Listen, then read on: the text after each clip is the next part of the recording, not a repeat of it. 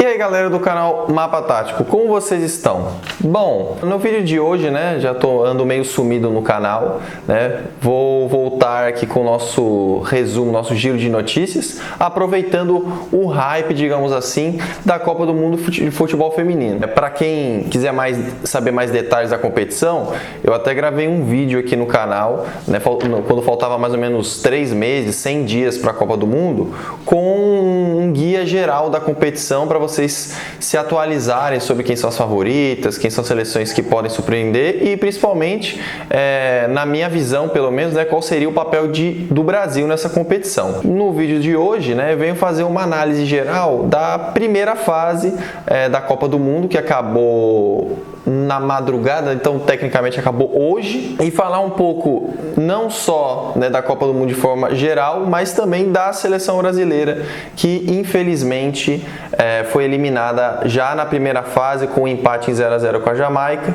né? O Brasil precisava da vitória, acabou sendo desclassificada, né? Então vou dar minha visão, minha opinião sobre a participação do Brasil e sobre também o andamento, né? Quem são as seleções depois dessa primeira fase, quais seleções decepcionaram, quais são as seleções favoritas, e dar os meus palpites de quem deverá chegar nas fases finais da competição. Antes de mais nada, quero agradecer a todos que acompanham o trabalho aqui no canal e vamos para o vídeo. Antes de começar também, gostaria de pedir para você que prestigia o trabalho para que você se inscreva no canal, né? Além de se inscrever, curtir e compartilhar os vídeos nas suas redes sociais, certo?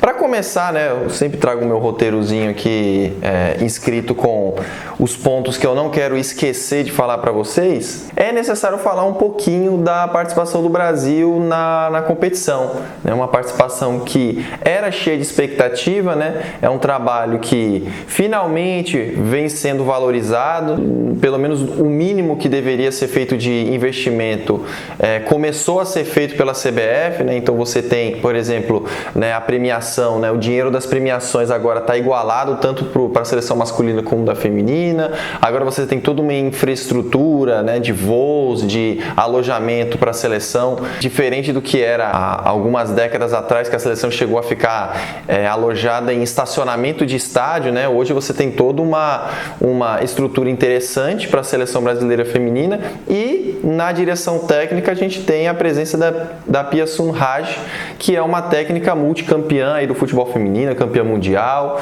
né, medalhista olímpica, e que chegou no Brasil, né, na seleção há 4 anos atrás, às vésperas da Copa do Mundo, e com a expectativa de fazer a seleção brasileira subir de patamar no futebol mundial. Infelizmente, como a gente pôde perceber nessa Copa do Mundo, esse avanço, essa subida de patamar, infelizmente não aconteceu, né? E aí eu já desde antes da Copa do Mundo não achava que o Brasil era uma seleção favorita. Eu acho que tinha seleções aí, principalmente seleções ali europeias, como o caso da Inglaterra e o próprio Estados Unidos, são seleções com muito mais favoritismo hoje pelo momento que o futebol feminino vem atravessando nesses países, né? A Inglaterra se desenvolveu muito rápido, já está com uma liga muito forte, muito financiarizada, e os Estados Unidos têm a tradição de sempre, atual campeã.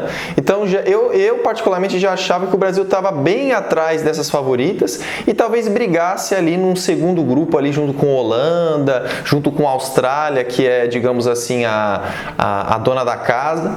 Mas no final das contas o Brasil acabou digamos, superando as minhas expectativas negativamente, né? Então não ficou nem nesse segundo bloco de competitividade, né? O grupo do Brasil, né, a começar pelo grupo do Brasil, é um grupo que não seria absurdo nenhum o Brasil ficar em segundo lugar, né? Levando em consideração, por exemplo, que dos últimos, se não me engano, 8 confrontos com a França, o Brasil perdeu 7, né? Então você ter a França como companheira ali de grupo, né, teoricamente não seria nenhum absurdo o Brasil não passar o Brasil, em vez de passar em primeiro, não passar em segundo lugar. O problema é que nem segundo acabou ficando, né? As duas outras seleções, Panamá e Jamaica, eram obviamente muito inferiores à seleção brasileira e o Brasil não conseguiu terminar na segunda colocação.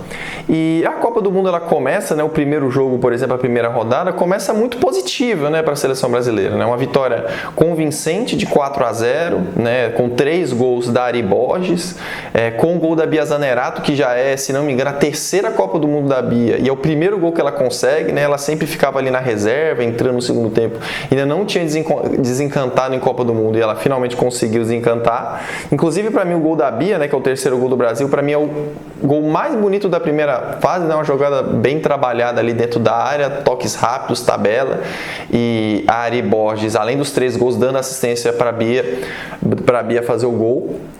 E o Brasil ganha do Panamá de 4-0. E aí vem o jogo da França e a Jamaica, que vinha muito mal no pré-copa, tinha perdido, por exemplo, as semanas atrás tinha perdido para o México de 7-0, uma seleção que nem está na Copa do Mundo. Então a Jamaica vinha muito assim para a Copa do Mundo, né, com mudanças de direção, precisando de uma vaquinha, né, realizar uma vaquinha online para poder viajar e ter infraestrutura mínima para poder viajar para a Copa do Mundo. Então era um momento muito complicado da seleção jamaicana, e aí a Jamaica consegue um surpreendente 0-0 com a França, né, mostrando que talvez as jamaicanas tivessem virado a chavinha e não seriam esse peixe morto, esse time que seria o saco de pancadas do grupo, né? Que foi um resultado que a primeiro momento tinha sido lido como bom para o Brasil, inclusive gerou vários memes nas redes sociais, né? As pessoas já dando a França talvez até como uma possível eliminada na primeira fase. Mas o que vai acontecer depois é exatamente o contrário disso, né? A segunda rodada o Brasil vem cheio de confiança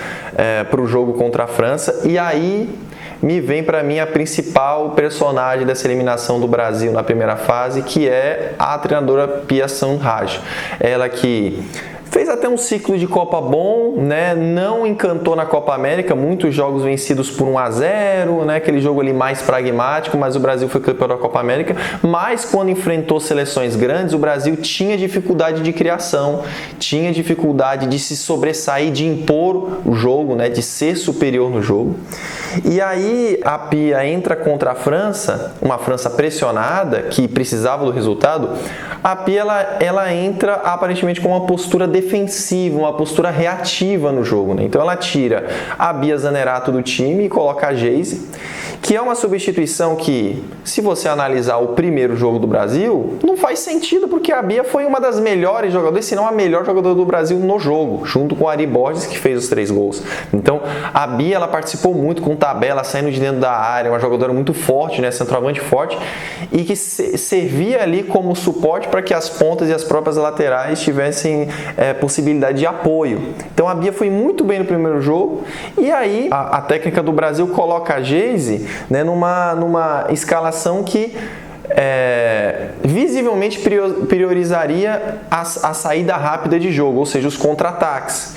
E aí quando você vê um Brasil jogando no contra-ataque contra a França, sendo que é a França que precisa vencer o jogo, você, né, já me causou um certo incômodo, né? Porque o Brasil, com o time que tem, teria totais condições de jogar de igual para igual com a França. E a verdade é que a França mandou na maior parte do jogo. Existe até alguns comentários dizendo que o Brasil no segundo tempo melhorou, e de fato melhorou, mas para mim nem no primeiro nem no segundo tempo o Brasil jogou melhor do que a França. O jogo da Bia, que nem eu anotei aqui, né? Um jogo muito reativo, chamando a França para o ataque, né?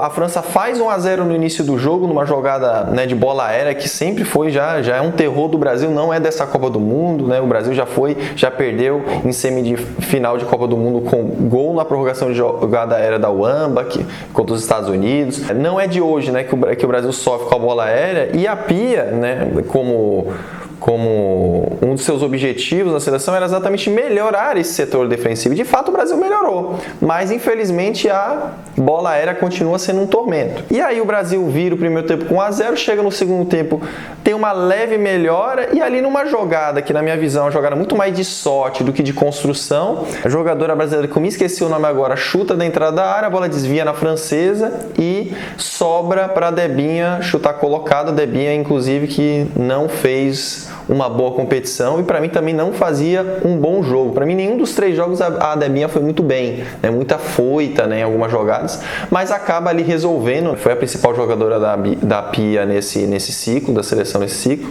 e empata a partida. Só que aí o Brasil, quando empata a partida, faz 2 substituições que, para quem acompanha minimamente o futebol feminino, não faziam muito sentido, né? Que foi a entrada da Andressa Alves no lugar da Geise, que talvez fosse o momento que o Brasil mais precisaria desse contra-ataque, desse jogo mais reativo, porque a França iria para cima, e talvez um contra-ataque ali com e a Geise vinha melhorando no jogo também, a Geise que se mostrou muito nervosa durante a competição, jogador do Barcelona, craque de bola, mas que não conseguiu corresponder nessa primeira Copa do Mundo. Ela vinha melhorando no jogo, aí você tirou a Geise e colocou a Andressa Alves, que é uma jogadora mais experiente, mais de cadência, e que pouco participou do ciclo com a seleção. E aí a gente fica, né, eu pelo menos fiquei assistindo, fiquei observando assim, qual o objetivo de colocar a Andressa Alves, uma jogadora que, sei lá, jogou 2, 3 jogos, entrou na seleção, no radar da seleção brasileira aos 45 do segundo tempo.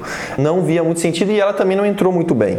E a outra jogadora que entrou foi também a experiente Mônica, né, jogadora de 35 anos, a zagueira, já ia, né, jogadora de 3 Copas do Mundo, no lugar da lateral Antônia, e aí a da lateral direita. E aí eu fico perguntando, né, você quer ganhar um jogo, você está jogando contra uma França, e aí você tira uma lateral e bota uma zagueira improvisada na lateral, né? O que isso significa? Sendo que a Mônica, até onde eu sei, nunca jogou nessa posição, né? Aparentava até um certo desconhecimento da Pia em relação às próprias jogadoras que ela tinha disponível, né? E não deu outra, né? O Brasil começa a ficar ainda mais desorganizado em campo e aí no final do jogo vem a jogadinha mais manjada de todos os tempos do futebol feminino, né, que é o cruzamento, a jogada de escanteio, o gol da Renat, que entra por trás da zaga da linha defensiva do Brasil e faz o 2-1.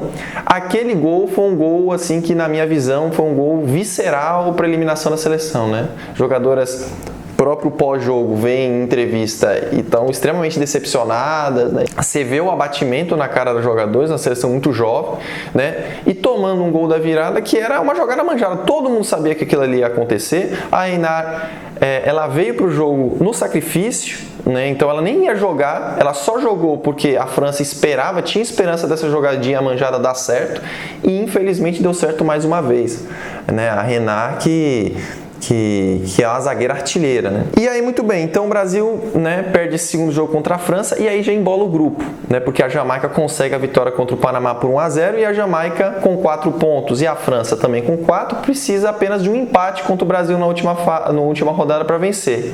E aí o terceiro jogo eu não tenho muito o que dizer não, tirando mais críticas para a Pia, né? Porque no terceiro jogo o Brasil joga de forma apática, principalmente no segundo tempo, que não fez praticamente nenhuma jogada em direção ao gol, né? Um primeiro tempo que até tem alguma chance, mas termina em 0-0.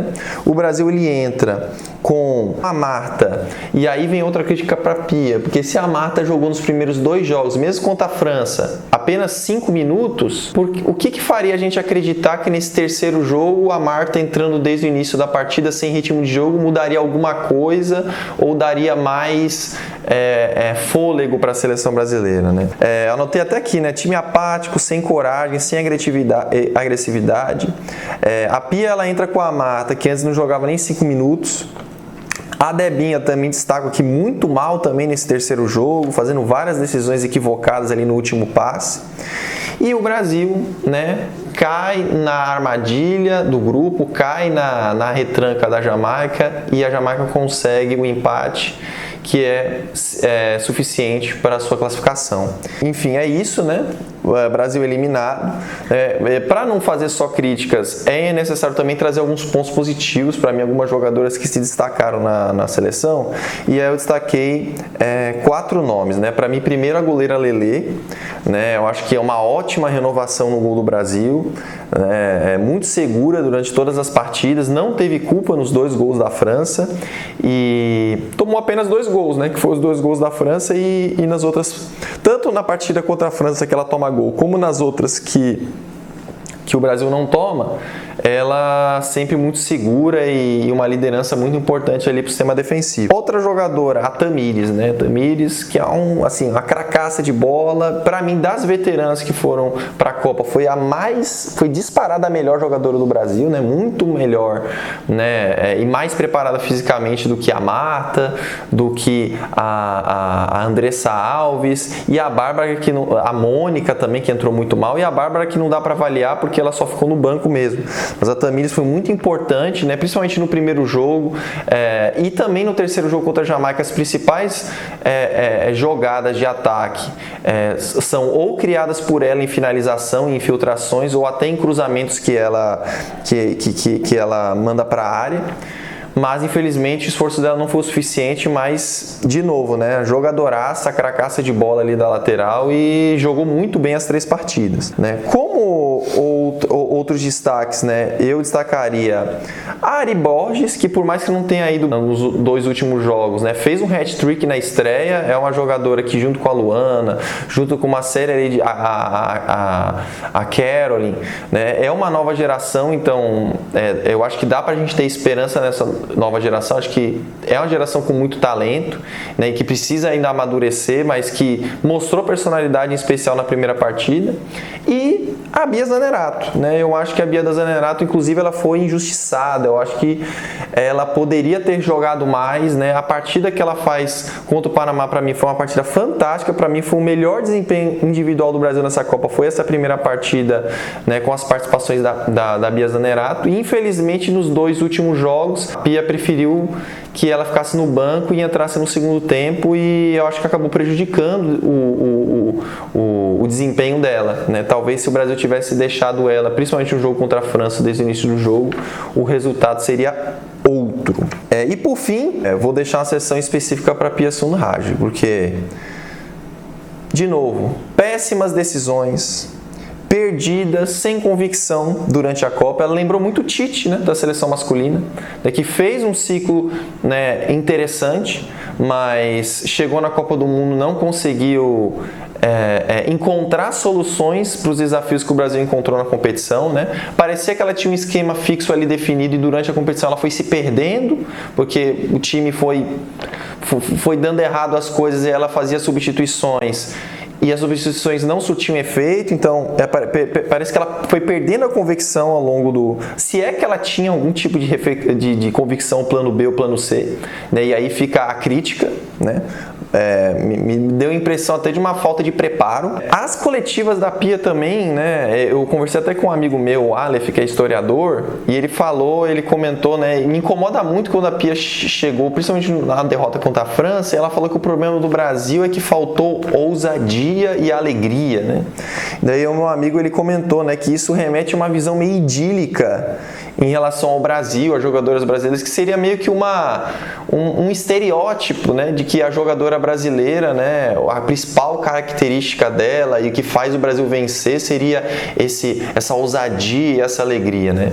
Fica parecendo sei lá, aquelas cartas de Pero vai de caminha, aquelas cartas de colonizador chegando no Brasil e criando aqueles estereótipos do indígena, da natureza, como o indígena vive em harmonia com a natureza, né? Uma visão, assim, para mim, muito pobre, sinceramente, porque no final das contas faltou muito mais do que ousadia e alegria para o Brasil na Copa. Faltou sistema tático, faltou treinadora, faltou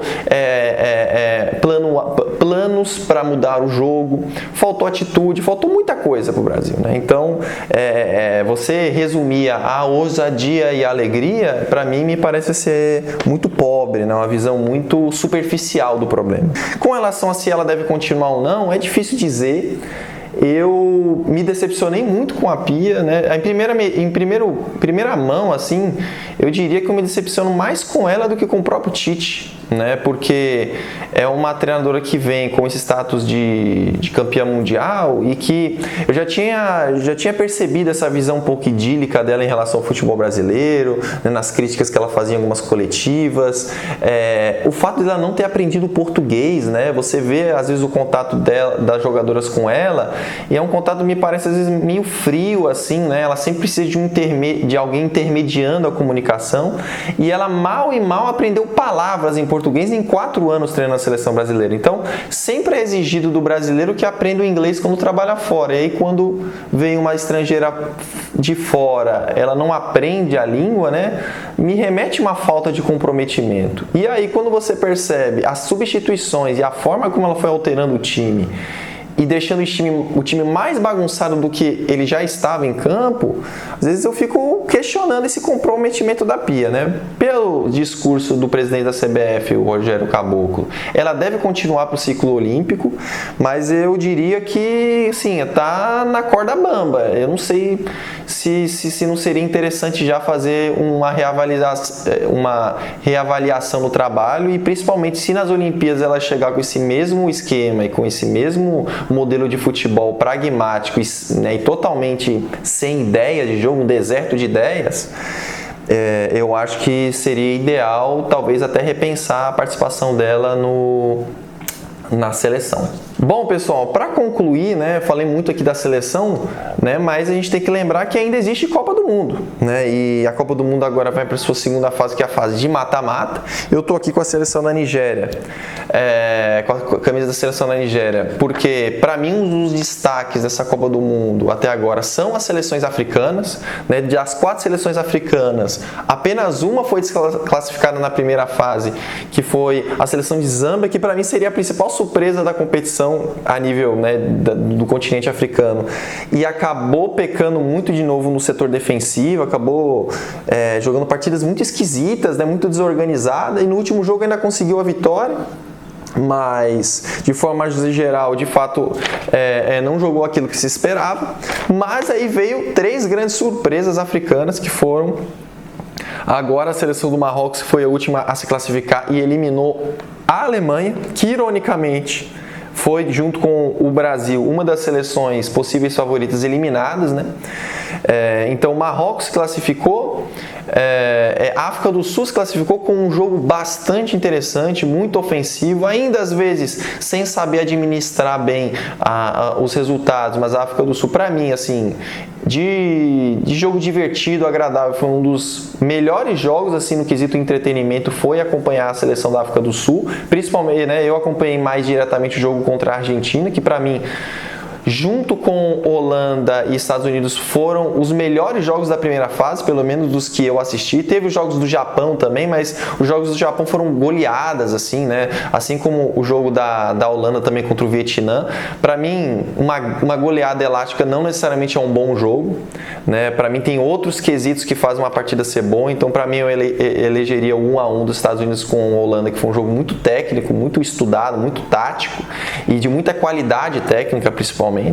E o jogo da Argentina contra a África do Sul, que foi um jogo cheio de altos e baixos para as duas equipes. A África do Sul parecia que tinha tomado o controle do jogo, fez o 2-0 e a Argentina conseguiu buscar um empate.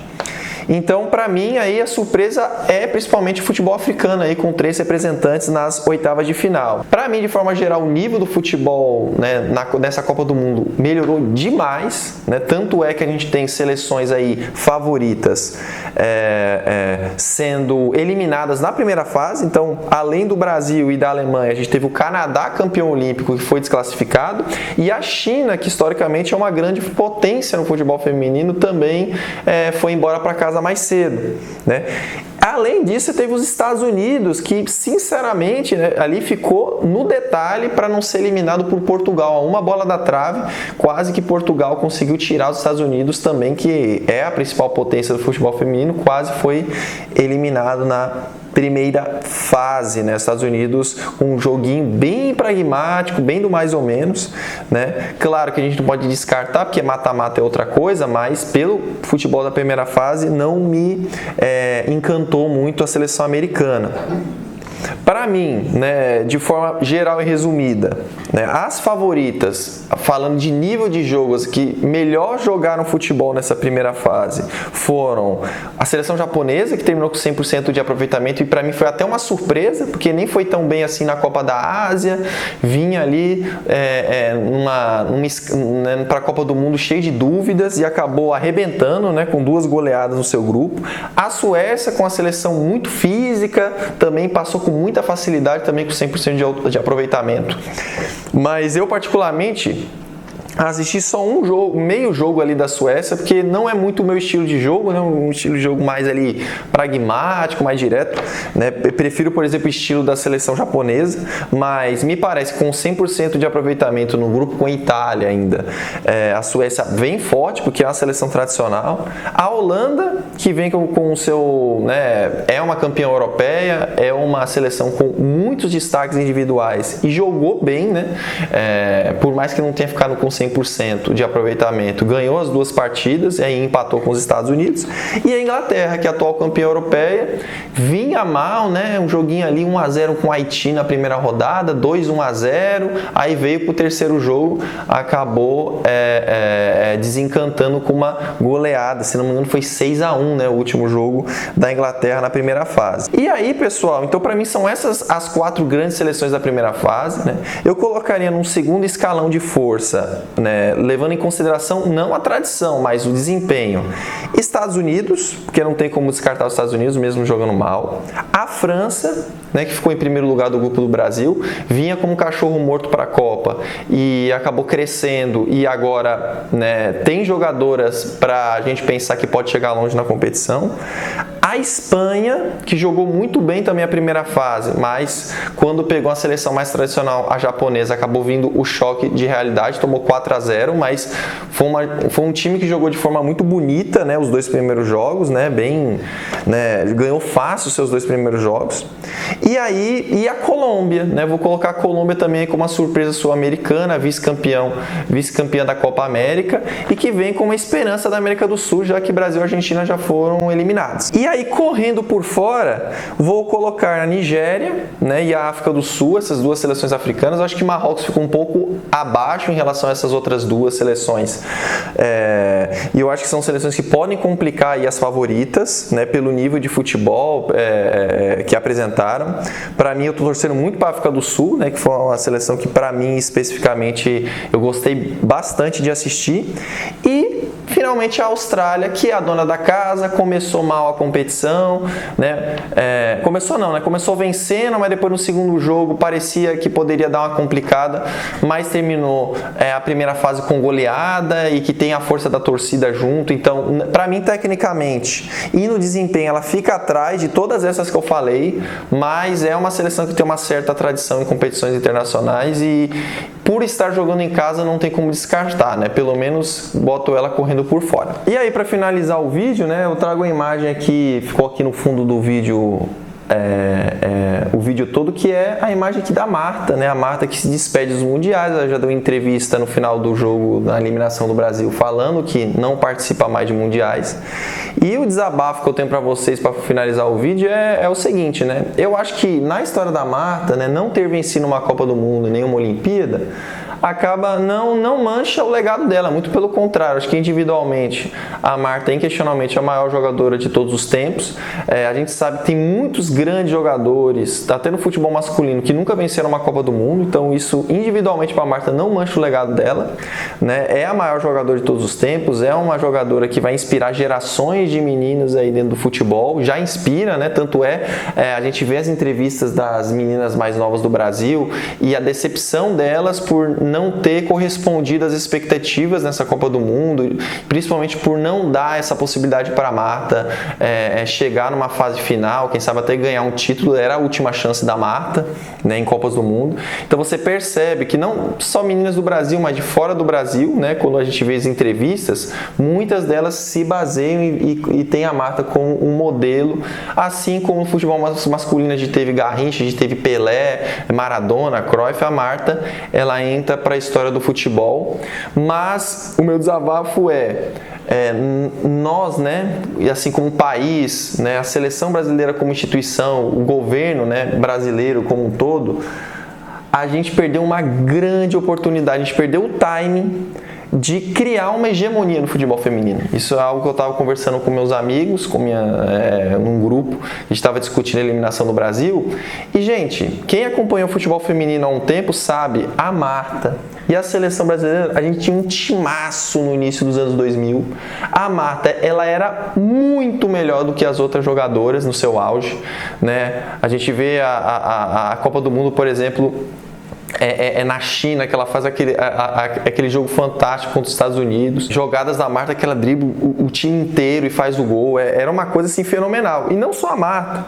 O Brasil tinha uma seleção fantástica. O Cristiano, uma centroavante das melhores do mundo, já foi top 3 melhor jogador do mundo. A gente tinha a Formiga, Maurini, né, que pegava muito bem na bola, jogador ali, escanteios, bola parada, era muito boa. A gente tinha a Andréa, grande goleira, Andressa Alves, Rosana, enfim, a Cici no início, né, que foi a primeira grande jogadora da seleção brasileira nas primeiras Copas do Mundo. Então, assim, principalmente essa geração dos anos 2000, né, que jogou as últimas 4 Copas do Mundo, a gente teve, né, se tivesse investimento, a infraestrutura necessária, né, e a valorização dessas meninas, dessas primeiras competições, né, e lembrando, né, o futebol feminino, a primeira Copa foi em 91, né, então a gente tem um cenário de um pouco mais, né, a gente vai completar agora 2001, então a gente tem 30 anos, né, um pouquinho mais, 31 anos de Copa do Mundo de futebol feminino, e a gente poderia pelo menos ter pegado uns 2, 3 títulos se a gente tivesse levado um pouco mais a sério a modalidade, porque talento humano a gente tinha de sobra. Uma modalidade no início, então você só tinha 2 ou 3 forças, e essa Copa do Mundo mostra que acabou isso, não tem mais 2 ou 3 forças. Como eu falei no vídeo de prévia do futebol, da Copa do Mundo, como agora eu reforcei, a gente tem talvez aí 7, 8 seleções candidatas ao título, né? Então não tem mais 2 ou 3 forças. Então agora a gente vai ter que jogar contra uma competitividade cada vez maior, e quem criou a hegemonia, no caso dos Estados Unidos, que é tetracampeã, no caso do Japão, que conseguiu seu título, da Alemanha, que é bicampeã, né? Essas seleções já criaram a sua hegemonia, a sua história, né? E o Brasil também tem história, obviamente tem história, mas faltou o título, né? E esse título não veio, não é só porque é o esporte, porque pode vencer, pode perder. Ele não veio por causa de incompetência e falta de valorização do Estado brasileiro com essas meninas, que nas primeiras competições tinham que viajar e participar, né, com salários ínfimos, né, sem valorização, sem financiamento nenhum, sem reconhecimento nenhum, né, e que agora, né, sofrem essa pressão, né, por resultados num cenário de futebol feminino que é muito mais competitivo do que era há 20, 30 anos atrás. Então a gente perdeu esse time, e o pior de tudo, quem paga são elas, né? Obviamente, visto aqui todas as críticas à seleção brasileira, a seleção merece críticas, mas a gente não pode esquecer, o Canadá, campeão olímpico, foi eliminado na primeira fase. A Alemanha, bicampeã da Copa do Mundo, foi eliminada na primeira fase, empatando com a Coreia do Sul. Então, assim, esse cenário de seleções favoritas sendo eliminadas nas primeiras fases ou precocemente vai se repetir cada vez mais, porque o futebol está mais disputado, né? A competitividade aumentou, né? E a gente perdeu uma grande chance de ficar entre as grandes seleções protagonistas do futebol feminino, assim como a gente é protagonista historicamente do masculino. É isso, é triste, mas é a realidade. Bom, e é isso, né, pessoal? Deixa a opinião de vocês aí, né? O que vocês acham? Quem são as seleções favoritas para vocês? Vocês estão acompanhando a Copa do Mundo de futebol feminino? Qual a opinião de vocês sobre o desempenho da seleção brasileira? Foi uma vergonha? Foi um vexame?